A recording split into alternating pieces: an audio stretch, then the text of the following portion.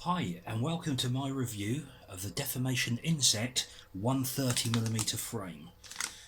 Now this is a cheap copy.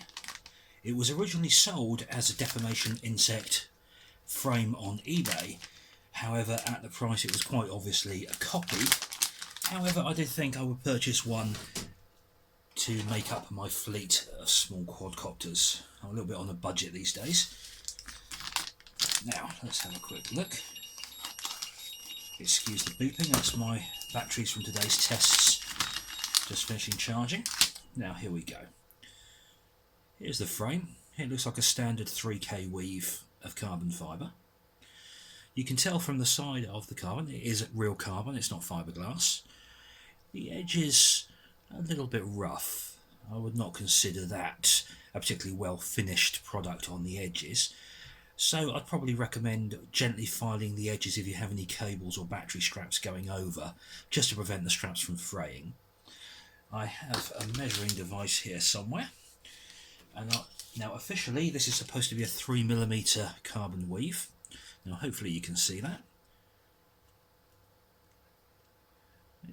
According to my micrometer it is actually just under 3mm. Now this is quite accurate, I use this for 3D printing measuring. So if I squeeze it, it's actually nearer 2.5mm. Now it's supposed to be 3mm, but it's definitely nearer with a bit of a wobble to the 2.5mm than it is the 3. Can you see that? There we go. But saying that, it's not particularly flexible, it's quite rigid. The advantage of a very small frame like the 130 size frames are they don't have to carry a lot of mass. So in a crash they are less likely to take damage. Now personally, when I have a frame that's been badly finished, I will use something like this. Now what this is nail strengthener, which is basically a lacquer that women put on their nails after they've done nail polish, etc. And what I'll do is I'll run a bead of it all the way around the outside of the frame.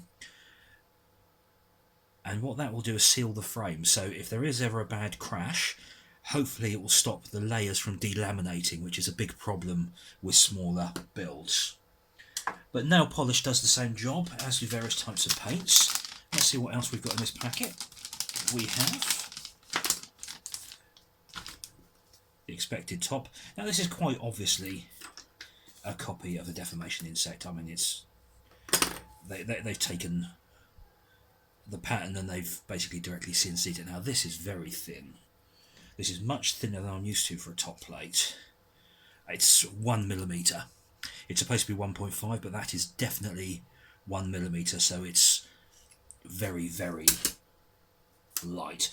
Now, one advantage of it being thinner, I suppose, is the fact it will make the build lighter.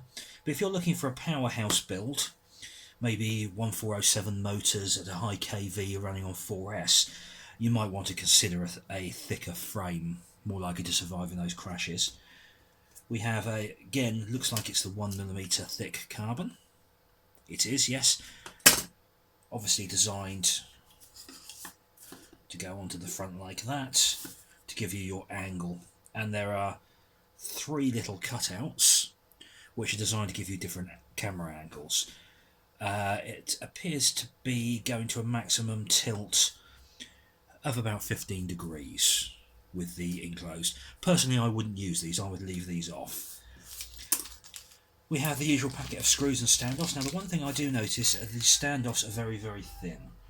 Now I have here some standard standoffs. These are 20mm standoffs I use for very low height builds. And as you can see, these are very, very thin compared to the original standard size standoffs. Obviously designed to reduce weight, however, being so thin, I would have serious worries about its strength in a crash. They are very, very lightweight. You can barely feel it's some kind of aluminium by the feel of it. I've got a magnet here, I can just confirm that. It's not magnetic, there we go. The screws are steel by the look of it. They are magnetic, but the posts are definitely not magnetic.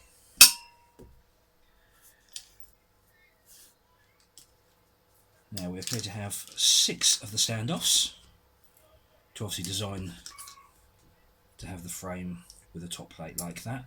The standard off-centre holes here for the flight controller, I do notice, would mean that a standard flight controller would actually be slightly too big. It would fit, however, you would find that part of the flight controller is actually going to be slightly clear of the frame, which is going to provide less protection for the flight controller. This is when the smaller build components come in. For example, this is a PDB designed for a much smaller build. As you can see, it has no contacts on the back. It actually comes with a 3M sticky pad, so it can literally just be glued straight underneath. These are less popular now. The 20mm style PDBs are available, but still, if you're very tight on the build, that should be fine. Thank you for watching. I do hope you've seen everything you need to do. Now, I would personally recommend with this type of frame 1306 motors or 1407 motors. If you want to go for 3S, go for high KV, around the 4000 mark. If you want to go to 4S, go for slightly lower. For example, the 3300 kV on the 1306 motors, or the 3500 on the 1407 motors. The Racer Star 1407 motors at 3500 kV are very good at the moment. I've been quite impressed with those, and although they're only rated to 3S batteries, so far I've run 8 packs through at 4S with no problems, with a maximum amp draw of about 60 amps. So surprisingly high amp draw for such a tiny little quadcopter. Thank you for watching. This is the first of my reviews. As I start unboxing some of the components from my new build, I will start their reviews as well. Thanks for watching, and stay tuned.